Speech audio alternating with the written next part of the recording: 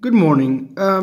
Recently, with my fellow WSET diploma friends, we're gonna have the Unit 2 exam in about 2 weeks, and we were talking about the pruning phase. And I had a friend of mine, she's sitting next to me, and she wasn't really getting it. And I found actually a practical way to make people understand how pruning works.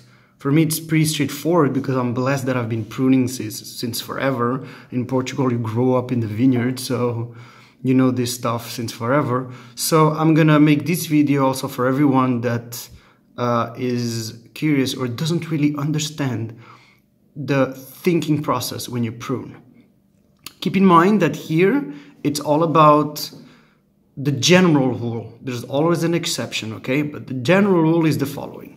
I'm going to give you an example of a double guyot system. If there would be only one side, it would be a single guyot. In this case, I'm going to give you an example with double guyot. Here you have the main cane that gave the shoots, that gave the fruit. This is an example just before harvest. I think it's easier for people to understand just starting this way. This is just before harvest, okay? You have here the 1-year-old cane with the shoot that gave the bunches. Normally, each shoot gives about 2 to 3 bunches. Again, depends on the yields and what the winemaker wants. This is a general rule. Then here you have the 2-bud spur that also gave 2 shoots. And then on the other side, the same thing.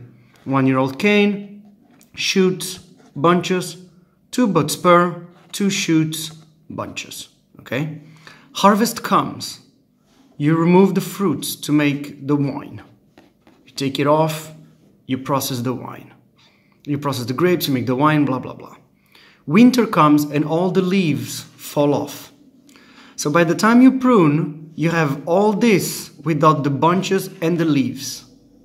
Now, you always, the pruning phase is you always remove the 1-year-old cane and everything that is in that cane. So here at pruning, you would cut on both sides the 1-year-old cane, here and here.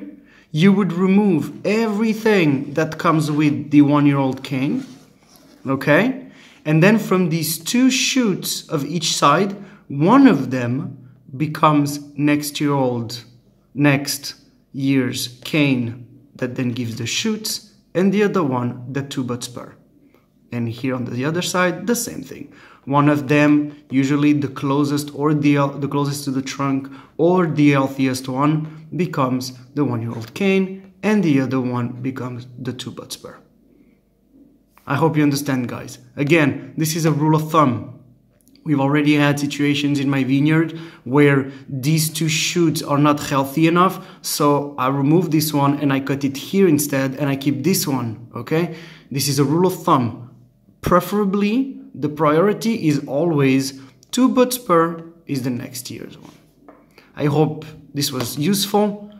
If you need anything else, just text me at Rafael, I was gonna write it, Rafael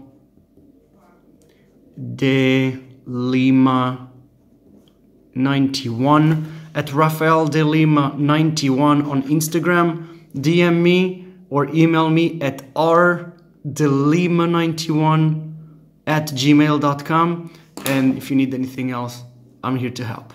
Cheers, guys.